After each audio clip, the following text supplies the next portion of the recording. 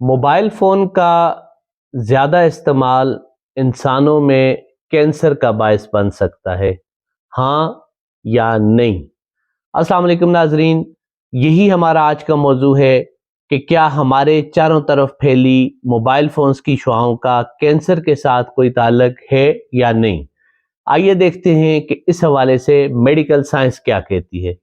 ناظرین، mobile phones محفوظ ایجاد ہیں یا نہیں، یہ بحث 1973 میں موبائل فون ٹیکنالوجی ایجاد ہونے کے فوری بعد شروع ہو گئی تھی۔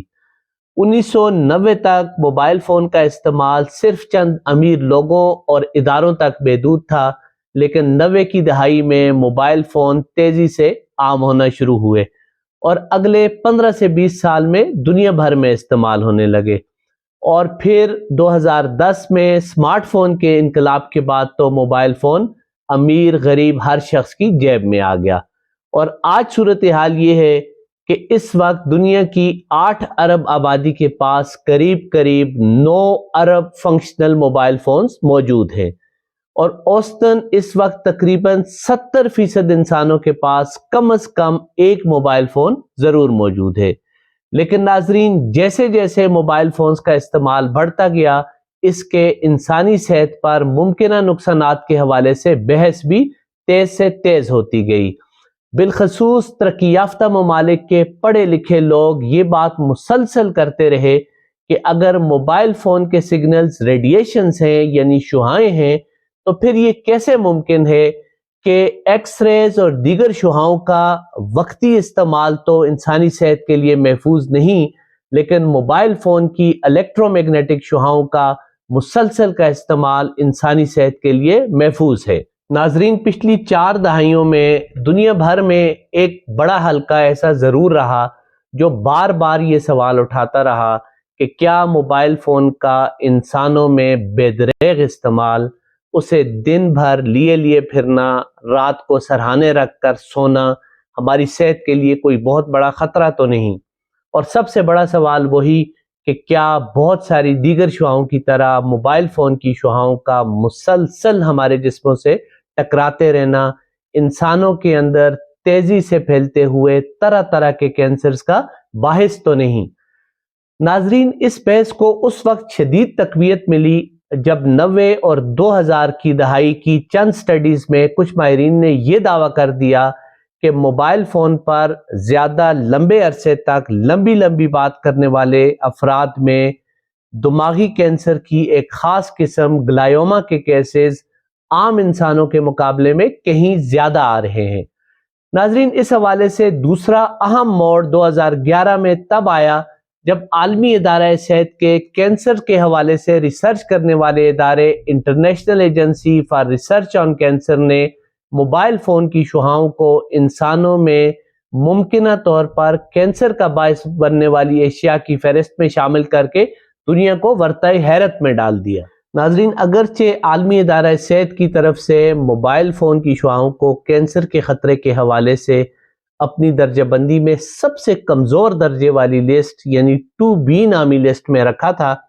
اور اس لسٹ میں موبائل فون کی شعاعوں کے ساتھ ساتھ کچھ عام استعمال میں آنے والی چیزیں جیسے کہ کافی اور ٹیلکم پاؤڈر وغیرہ کو بھی رکھا گیا تھا،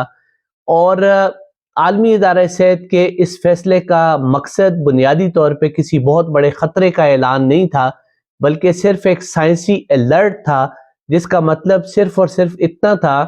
کہ سائنسدانوں کے پاس ایسے شواہد تو موجود نہیں جن کی بنیاد پر وہ یہ کہہ سکیں کہ موبائل فون کینسر کرتا ہے، لیکن فی الحال ان کے پاس کوئی ایسے شواہد بھی موجود نہیں جن کی بنیاد پر وہ یہ کہہ سکیں کہ موبائل فون کینسر نہیں کرتا۔ تاہم عالمی ادارہ صحت کی طرف سے اس فیصلے کی دیر تھی کہ یورپ اور امریکہ کے پڑھے لکھے طبقے میں اس حوالے سے خوف کی ایک نئی لہر دوڑ گئی۔ لوگ اپنے ہی موبائل فون سے ڈرنے لگے، اور اگلے کئی سال تک اس موضوع کو لے کر دنیا بھر میں بحث اور کنفیوژن جاری رہی۔ ناظرین، معاملے کی سنگینی کو دیکھتے ہوئے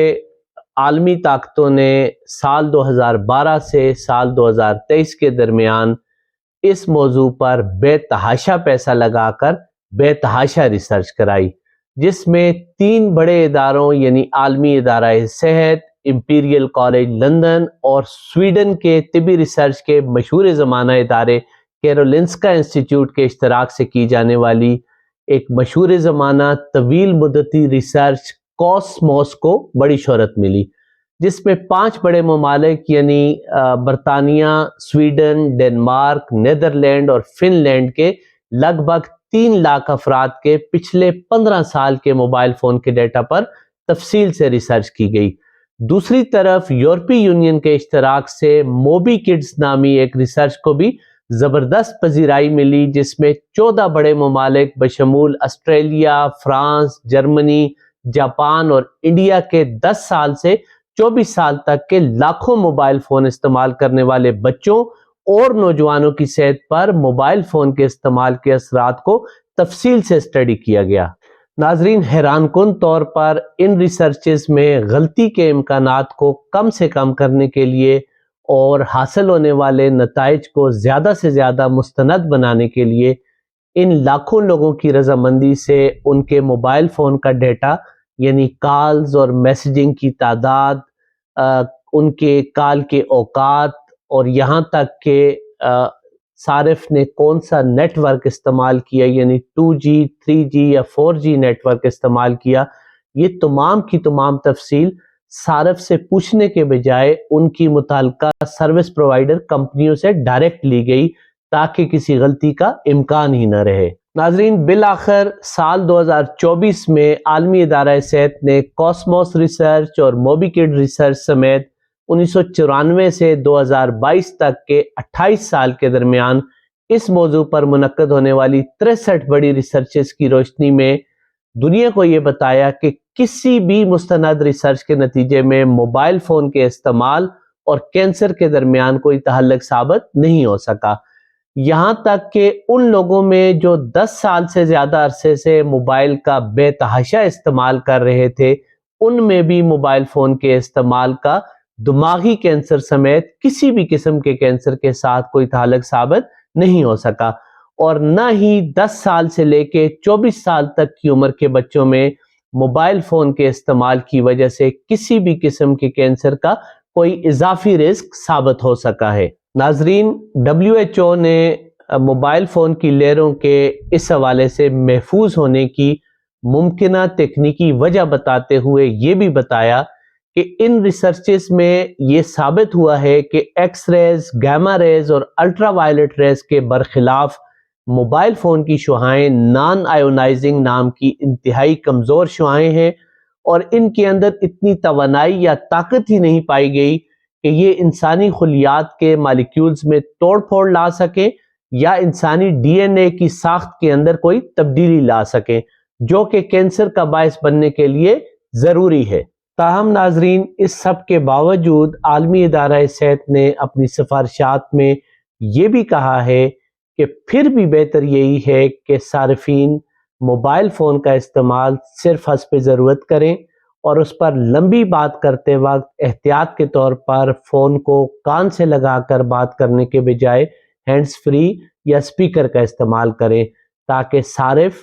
اور اس کے موبائل فون اور اس کی شعاعوں کے درمیان فاصلہ زیادہ سے زیادہ رہے اور خدا نخواستہ مستقبل میں سامنے آنے والے کسی ممکنہ خطرے کے امکان کو کم سے کم رکھا جا سکے۔ شکریہ۔